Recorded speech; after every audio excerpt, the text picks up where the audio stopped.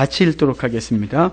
그는 허물과 죄로 죽었던 너희를 살리셨도다. 아멘. 성도의 출생의 비름은 다름이 아니라 죽었던 존재라는 사실입니다. 이 죽음은 먼 과거로 올라가야 우리가 알 수 있습니다.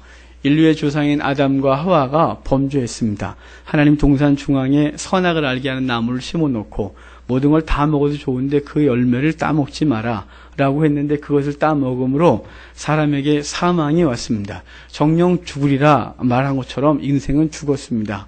그런데 아담과 하와가 따먹고 죽지 않고 멀쩡히 살아있었거든요. 그래서 사람들이 물어요. 안 죽었는데 어떻게 된 거냐고. 성경에서의 죽음은 목숨을 죽는 걸 죽는다고 하지 않습니다. 이 육체의 죽음은 이 죽음보다 더 심각한 죽음인데 그것은 단절인 것입니다. 그래서 인간은 에덴에서 쫓겨나서 하나님의 화영검을 두어 다시는 에덴으로 돌아갈 수 없도록 막아서셨습니다. 그때부터 인간은 죽은 존재가 된 것입니다. 여기서 죽은 존재란 자연상태를, 그러니까 누구의 도움이 없이는 여호와 하나님을 알 수 없는 상태의 인간이 됐다 이 말입니다. 그래서 모든 인종과 인류 가운데 다 종교가 있어요. 어느 민족이든지 종교가 있어요. 고립되어 있는 민족 가운데서도, 고립되어 있는 사람에게도, 그냥 태어나자마자 버림받아서 저 정글에 살아가도 그 사람에게는 종교가 있습니다. 희한하지 않습니까? 이 종교는 사람에게만 주어져 있습니다. 그 머리가 좋다는 원숭이도 안 됩니다. 개도 안 됩니다. 그 어떤 짐승도 종교성이라는 건 가지고 있지 않습니다. 내세도 없고 죽음이라는 가치를 모릅니다. 원숭이도 죽은 것이 무엇인지 모릅니다. 하지만 인간만은 죽음이 무엇인지 알고 내세를 알고 그리고 절대자를 찾고자 하는 욕망이 그 속에 있습니다. 그것을 하나님이 심어놓으신 종교성이다 이렇게 신학적으로 말합니다. 그래서 모든 사람들은 신을 찾습니다. 그 형태가 다를 뿐입니다. 나무에 절하기도 하고 돌에 절하기도 하고 어떤 것을 만들어 놓고 거기에 신성을 부여하고 신이라고 칭하고 그렇게 살아가기도 합니다. 그래서 모든 사람들이 하나님을 찾지만 제대로 찾는 사람이 없었습니다. 그래서 주님께서 길을 여셨는데 그것은 전도자들을 통하여 복음을 증거해 주신 것입니다. 이 복음을 통해서 자신이 찾고 있는 절대자를 바르게 찾게 되고 자신은 누구이며 어떻게 영생을 얻는지에 대한 방법을 알려주신 것입니다. 그래서 로마서 10장 17절에 이렇게 말합니다. 믿음은 들음에서 나며 들음은 그리스도의 말씀으로 말미암는다. 그러니까 누군가에게 말씀을 들어야 하고 그 말씀을 들으면 믿음이 생겨 자신이 어떤 존재인지를 알게 된다 이 말입니다. 그런데 그것을 복음이다 이렇게 말하는 거예요. 이 복음이 뭐냐? 그래서 교회 지금 오늘 처음 나오신 분들 계실 텐데 그 교회에서 증거되는 이야기를 복음이라 그래요. 이 복음이란 예수님 자체를 먼저 복음이라고 하고 예수님께서 행하신 모든 일을 복음이다 이렇게 말합니다. 그래서 예수 그리스도를 얘기한 마가복음에서는 하나님 아들 예수 그리스도의 복음의 시작이다 그러면서 복음을 증거하고 복음을 믿으라고 하고 복음에 대해서 계속 얘기를 하면서 그분이 그리스도라는 사실을 얘기를 해주고 있습니다. 그분이 하신 일은 뭐냐? 그분이 여러 가지를 하셨지만 그 하신 일의 주 목적이 뭐냐면 저와 여러분의 죄를 짊어지시고 죽어주심으로 저와 여러분의 모든 죄를 사해 주신 것, 그것이 바로 예수님이 하신 일, 그것이 복음의 본질인 것입니다. 저와 여러분이 스스로 죄를 어떻게 해보려고 몸부림을 쳐보지만 어떻게 깨끗해지셨습니까? 이 땅에 그 누구도 단 한 사람도 자기의 죄로부터 깨끗해 할 수 있는 존재가 없습니다. 어릴 때부터 태어나 단 한 사람도 난 죄를 안 짓겠다라고 말하지만 죄를 안 지어본 사람이 없다 이 말입니다. 제가 청년 때 만났던 한 사람이 있는데 그 사람이 그래요. 그 사람도 어릴 때부터 교회를 다녔는데 교회 가면 목사님이 자꾸 죄인이라는 게 너무 싫대요 그 말이. 자기는 죄를 한 번도 져본 적이 없대요. 욕도 해본 적이 없고 누구를 때려본 적도 없고 누구를 훔쳐본 적도 없고 그런데 자꾸 죄인이라 그래서 너무 짜증이 난대요. 그럼 어느 날 자기가 오더니 저한테 그래요. 난 죄인이라고. 그래서 웬일이냐고 그랬더니 그 사람이 객관적인 죄를 뭔가를 졌어요. 그래서 자기는 죄인인 걸 알았대요. 그래서 내가 당신이 죄진 게 은혜군요. 제가 그랬어요. 우리는 모두 죄인이었습니다. 그래서 예수 그리스도께서 이 땅에 오셔야 됐고 그분이 우리 스스로는 죄를 해결할 수 없기 때문에 우리 죄를 다 짊어지고 죽으심으로 우리의 죄를 소멸시켜버린 겁니다. 그래서 본문에서도 허물과 죄로 죽었던 너희를 살리셨다 이렇게 하고 있는 것입니다. 이 허물과 죄에 대해서 2절과 3절에 더 구체적으로 말해주고 있습니다. 우리 2절과 3절 같이 읽을까요? 그때 너희는 그 가운데서 행하여 이 세상 풍조를 따르고 공중의 권세 잡은 자를 따랐으니 곧 지금 불순종의 아들들 가운데서 역사하는 영이라. 전에는 우리도 다 그 가운데서 우리 육체의 욕심을 따라 마음이 원하는 것을 하여 다른 이들과 같이 본질상 진노의 자녀이더니. 아멘. 본문에서 그때라는 말은 예수님 믿기 전에라는 말입니다. 그때 세상 풍조를 따르고 공중권세 잡은 자를 따랐다 이래 돼 있어요. 세상 풍조는 세상이 흐르는 대로 살았고 공중권세 잡은 자는 사단을 말합니다. 사단이 시키는 대로 살았다 이 말이에요. 그러니까 이 두 마디를 다 하면 우린 다 죄 가운데 살던 존재들이다. 세상에 온갖 죄를 짓고 그 이유로 인해서 죽었던 존재라고 말하는 것이에요. 사도 바울이라는 사람이 있습니다. 후대에 사람들이 사도 바울을 평가하기를 그가 예수님을 믿지 않았다면 소크라테스나 아리스토텔레스보다 더 훌륭한 철학자가 됐을 거라는 평가를 하는 사람입니다. 그 사람이 신약 성경에 많은 글들을 썼는데 그 중에 로마서라는 글을 씁니다. 그 사도 바울이 쓴 로마서를 보면 처음부터 이렇게 말합니다. 너희는 죄인이라고. 그래서 1장에선 이방인은 죄인이라고 말을 합니다. 그러니까 그 사도 바울이 유대인이었는데 유대인 외에 모든 사람 죄인이다 이렇게 먼저 말하는 거예요. 왜냐하면 그 1장에서 그 죄를 크게 두 가지로 얘기를 하는데 먼저는 너희가 하나님이 아니고 우상과 온갖 것들을 숨겼기 때문에 죄인이고 또 하나는 너희가 남녀가 서로 바르게 쓰지 않았대요. 사용하지 않았다의 표현은 영리로 썼다 이래 돼 있는데 남녀가 아름다운 부부관계 속에서만 나눠야 될 성을 남녀를 벗어나서 이상한 짓을 했다 이 말입니다. 지금도 동성 그리고 또 수간 등등 이상한 짓들을 하고 이 땅이 온갖 음란한데 그런 얘기를 하면서 너희는 죄인이다 이렇게 말하고 있는 것이에요. 나아가서 이방인들은 죄인이라고 말하면서 온갖 죄를 막 열거해요. 불의, 악취, 탐욕, 악의, 시기, 살인, 분쟁, 사기, 악독, 수근수근하고 비방하고 교만하고 악을 도모하고 배약하고 무정하고 무자비하다 이렇게 말씀하면서 이방인 모든 사람들은 이렇기 때문에 죄인이다 이렇게 말했어요. 그러면서 이어지기를 이 모든 죄는 사형에 해당한다 이렇게 말해서 죽어야 될 죄인이다 이렇게 말하고 있습니다. 또 2장에 오면 유대인 너네도 죄인이야 라고 말해요. 유대인들 자기들은 거룩하다고 생각했어요. 지금도 유대인들은 자기들은 선민, 이방인들은 다 버림받은 존재라고 현재도 생각하고 있습니다. 근데 사도 바울은 그들을 향하여 말하는 거예요. 자기가 유대인임에도 불구하고 유대인 우리도 죄인이래요. 왜냐하면 이방인들은 율법이 없이 말씀이 없이 죄를 져서 뭘 모르고 졌음에도 불구하고 죄인이지만 우리는 알고 졌대요. 하나님 우리에게 율법을 줬는데 그 율법을 갖고 있으면서 죄를 졌다. 그러면서 하는 말이 율법을 갖고 있는 자가 의인이 아니라 율법을 행하는 자가 의인인데 우리는 율법을 갖고 있으면서도 의를 행하지 못했기 때문에 죄인이다. 그래서 이방인 너네 죄인, 우리 유대인도 죄인. 그러면서 3장에 말하길 우리 인류 모든 사람들은 죄인이다 이렇게 말하고 있습니다. 그래서 3장에 오면 기록된 바 의인은 없나니 하나도 없다. 깨닫는 자도 없고 하나님을 찾는 자도 없다. 선을 행하는 자가 없고 모두가 다 악에 치우쳐 살아간다 이렇게 말을 합니다. 눈앞에서 하나님을 두려움도 없다 이렇게 말해요. 그래서 로마서에서는 이방인도 유대인도 모든 사람도 죄인이다 이렇게 말합니다. 23절에서 이렇게 말했어요. 모든 사람이 죄를 범하였음에 하나님의 영광에 이르지 못했다. 이 말은 모든 사람이 죄를 범하였기 때문에 천국에 이를 수가 없는 존재가 됐다 이 말입니다. 그러므로 오늘 본문 3절에 보면 우리도 다 그 가운데서 우리 육체의 욕심을 따라 지내며 육체와 마음에 원하는 것을 하여 다른들과 같이 본질상 진노의 자녀였다 이렇게 말합니다. 본질상 태어날 때부터 진노의 자녀였고 우리가 행한 것들로 인하여 우리는 당연히 진노의 자녀다 이렇게 말하는 것입니다. 이렇게 육체와 마음이 원하는 것을 행하여 온갖 더러운 죄를 짓고 사는 자들에게 주어진 형벌은 사망입니다.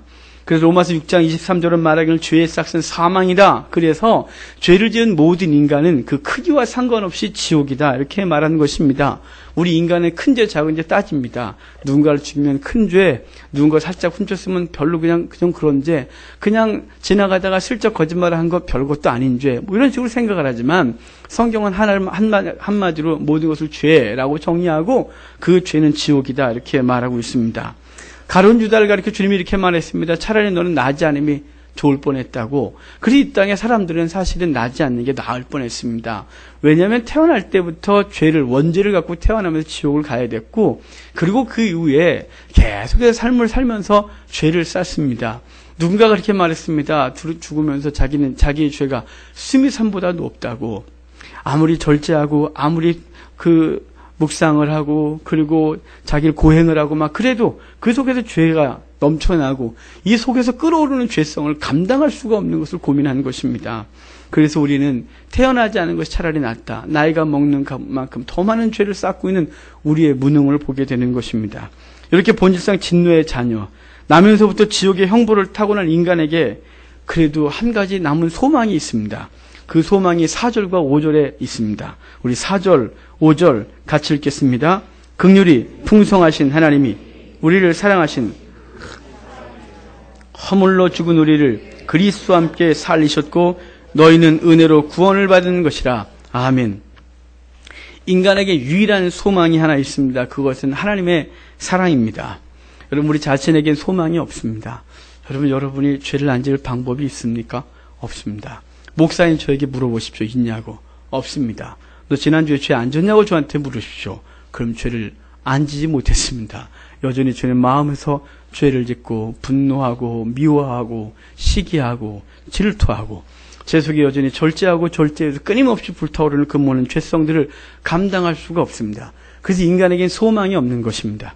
그래서 유일한 소망은 우리 바깥에 있습니다. 그것은 오늘 성경에 사랑이 많으신 하나님이라고 말합니다. 긍휼이 풍성하신 하나님의 사랑이라고 말합니다. 이 사랑을 성경에서 뭐라고 말하냐면 계속해서 말하기를 그 아들 예수 그리스도를 우리에게 내어주신 것을 하나님의 사랑이라고 말합니다. 죄인을 구원하기 위해서, 저와 여러분같이 더러운 자를 구원하기 위해서 하나님의 독생자 예수 그리스도를 내어주신 그 사랑, 그 풍성하신 사랑 때문에 우리에게 소망이 있는 것입니다. 이러한 일을 이미 창세기에서부터 예고했었습니다. 인간이 처음 죄를 졌을 때 하나님은 땅을 저주하고 사람을 저주하고 짐승들을 저주했습니다. 그 저주할 때 사단을 저주하게 됩니다. 그 사단을 저주하면서 이렇게 예고했었습니다. 내가 너로 여자와 원수가 되게 하고 내 후손도 여자의 후손과 원수가 되게 하리니 여자의 후손은 내 머리를 상하게 할 것이요 너는 그의 발꿈치를 상하게 할 것이니라. 이렇게 말했습니다. 그러니까 뱀을 저주하면서 후에 여자의 후손이 나오는데 그 여자의 후손이 네 머리를 상하게 할 것이다. 이렇게 말했다 이 말입니다. 뱀의 후손은 그 여인의 후손 말고 뱀은 바로 예수 그리스도의 뒤꿈치를 상하겠다면 예수 그리스도는 그 뱀의 머리를 짓밟을 것을 예고하셨습니다. 이 예고한 사건이 그 광야에서 역사 속에서 한번 그 그림자로 성취된 적이 있습니다.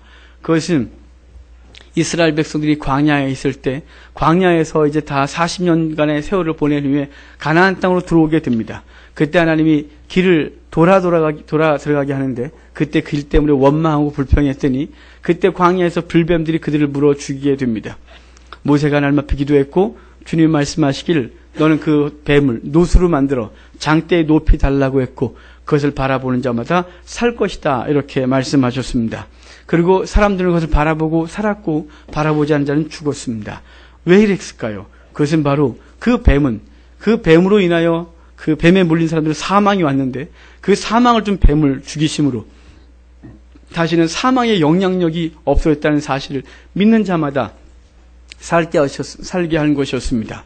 그래서 요한복음 3장에 보면 이 니고데모라는 사람의 대화 속에서 말씀하시기를 광야에서 놋뱀이 나무에 달린 것처럼 인자도 나무에 달려야 하리니 이를 바라보는 자마다 살 것이다. 이렇게 말해서 예수 그리스도가 저와 여러분의 죄를 지고 그 십자가에 달려 돌아가시고 그것을 믿는 자마다 영생을 얻을 것이라고 말씀해 주신 것입니다. 이것에 효력이 있습니다. 예수님이 한번 죽으심이 과거 어느 시점에서 멈추거나 조금 구원하고 마는 것이 아니라 히브리서에 보면 이렇게 말합니다. 구약의 제사제도를 말하면서 이스라엘 백성들은 자신이 죄를 지을 때마다 짐승을 잡았습니다. 민족의 죄를 1년에 한 번씩 대대적으로 다 속죄했습니다. 해마다 했었습니다. 하지만 주님은 그것처럼 해마다 죽어야 되지 아니하고 그 모든 죄를 지을 때마다 죽었던 짐승과 같이 아니하고 예수님은 한 번 죽으심으로 저와 여러분의 모든 죄를 담당하신 것입니다. 그래서 십자가에서 이렇게 말씀하셨습니다. 내가 다 이루었다. 예수 그리스도를 믿는 사람들의 죄를 모두 내가 속했다라고 말씀하신 것입니다. 이렇게 살게 된 것에 대해 우리가 읽은 5절에서 허물로 죽은 우리를 그리스도와 함께 살리셨다 이렇게 선언하는 것입니다. 이렇게 죽으신 주님의 은혜로 우리에게 새로운 신분과 지위가 생겼습니다. 우리 6절입니다. 6절 같이 읽겠습니다. 또 함께 일으키사 그리스도 예수 안에서 함께 하늘에 앉히시니 아멘. 우리를 그리스도와 함께 살려주실 뿐 아니라 그리스도와 함께 일으켜서 예수님 안에서 예수님과 함께 하늘 보좌 우편에 이미 앉혔다 이렇게 말하고 있습니다.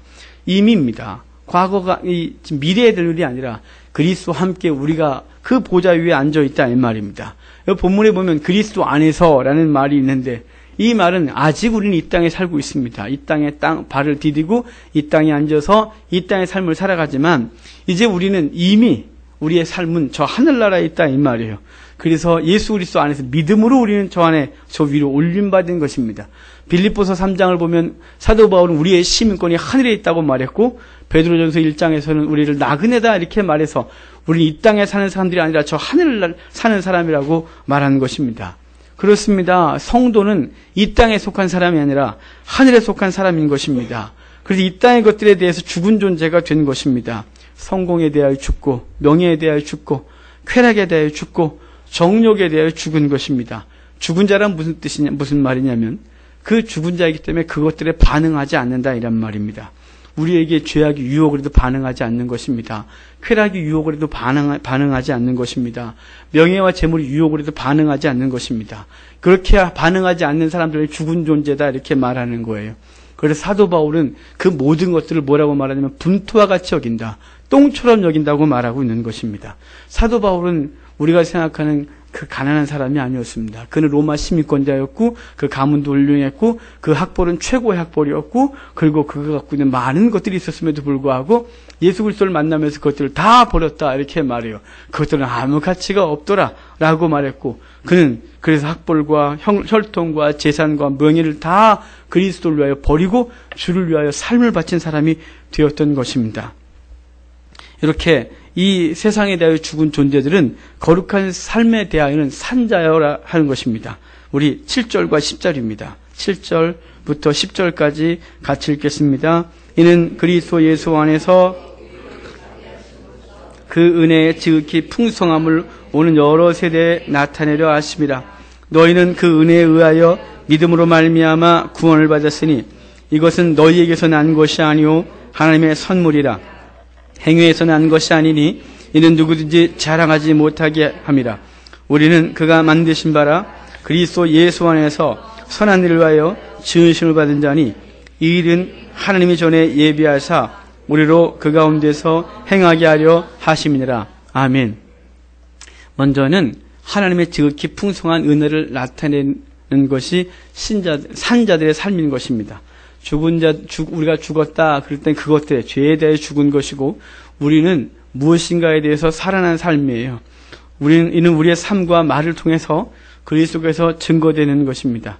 이 일은 등 떠밀려 되는 게 아니고 자발적으로 그리고 자연적으로 되는 것입니다. 예수님의 은혜를 경험하고 예수님 앞에 놀라운 삶을 회복된 사람들은 누가 하지 말라 그래도 그것을 할 수밖에 없는 것입니다. 누군가 그러더라고요. 목사는 왜 된 거냐고. 어릴 때 태어날 때부터 내가 목사 되겠다. 나는 교회를 위해 살겠다. 이렇게 작정한 사람은 단 한 명도 없습니다. 대부분의 목사들과 그리고 성도들은 하나님 앞에 놀라운 삶의 경험들을 했기 때문에 그것을 가만히 있을 수가 없어서 삶을 다 버리는 것이죠. 제가 다니면서 성경을 가르치면 많은 분들이 연세가 드신 이후에 직장을 살다가 갑자기 신학을 하신 분들이 있어요. 그래서 물어보면 그들이 경험한 그 하나님에 대한 놀라운 이야기들을 해요. 그러니까 일반적인 삶을 살다가 그리스도를 경험하고 나면 도저히 그냥 살 수가 없는 거예요. 그래서 자신의 삶과 자신의 사업과 자신의 모든 것들을 버려두고 신학을 하고 주를 위해 살겠다고 작정하는 것이에요.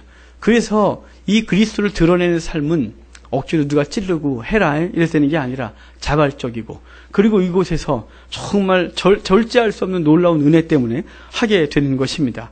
마치 예수님께서 병을 고쳐주시고 그들에게 말하기를 아무에게도 말하지 말라 했지만 그들이 나가 그리스도를 증거했던 것처럼 예수 그리스도의 은혜를 경험하고 그분을 만난 사람들은 가만히 있을 수가 없는 것입니다. 그것이 가장 귀하고 그것이 살아가는 방법이기에 죽어있는 사람들에게 그리고 알지 못하는 사람들에게 이야기할 수밖에 없고 전할 수밖에 없는 것입니다.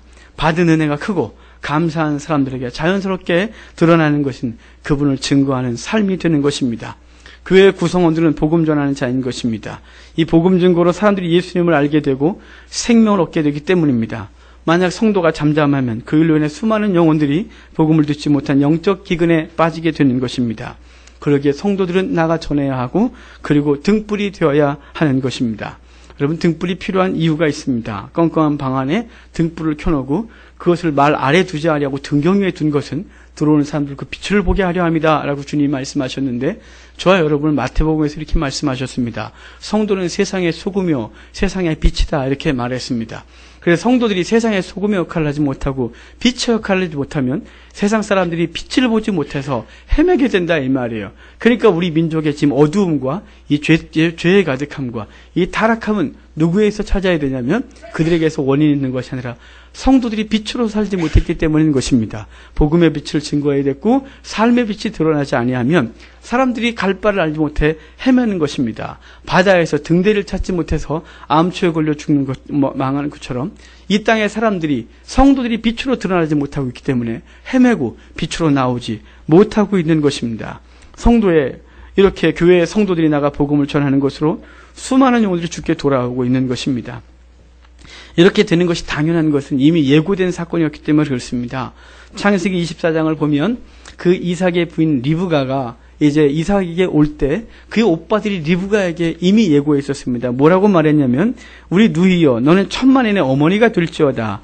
내 씨로 그 원수의 성문을 얻게 할지어다. 그래서 그 이삭의 후손을 통하여 열방의 문이 열리고 그리고 그들이 죽게 돌아올 걸 얘기했습니다. 이것을 마태복음 16장 18절에서 예수님이 다시 베드로에게 예고했습니다.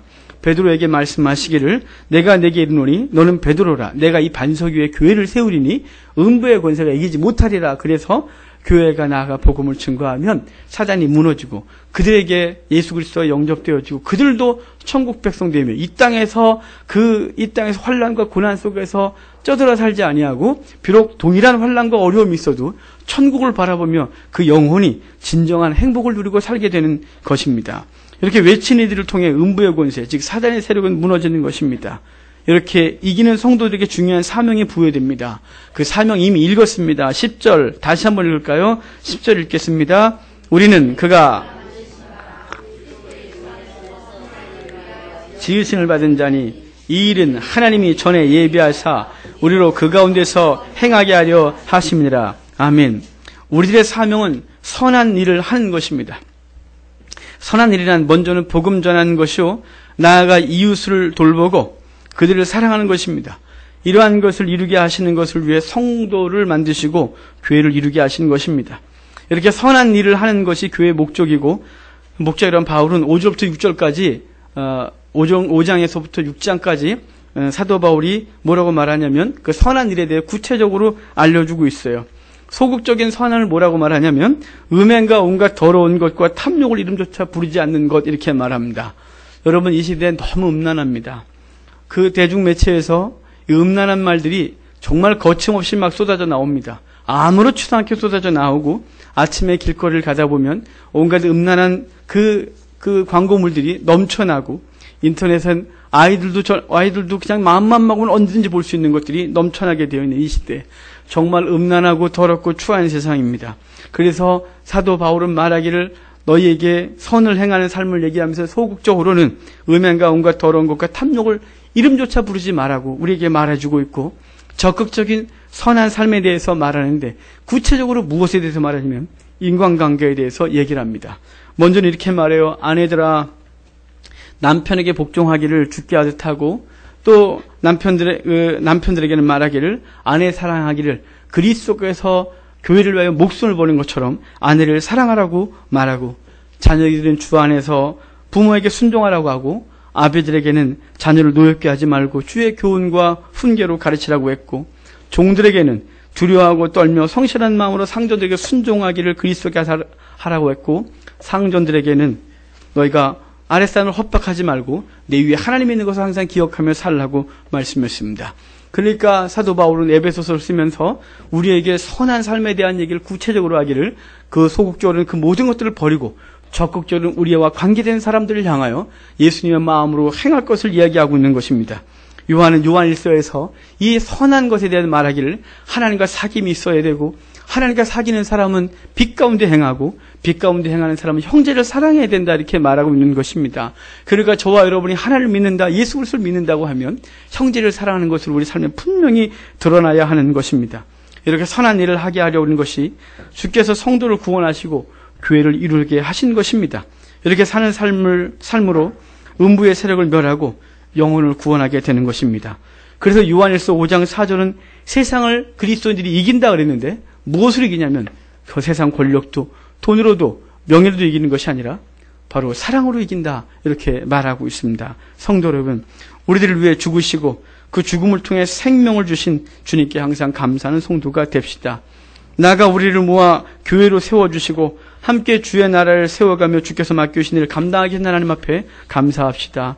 또한 우리를 성도 되게 하시고 교회를 이루게 하신 하나님의 뜻이 선한 일을 하게 하려는 것임을 깨닫고 선한 행실과 삶으로 하나님의 뜻을 이루고 나아가 교회가 교회되게 하는 성도가 되기를 주의 이름으로 축복합니다. 기도하겠습니다. 하나님 감사합니다.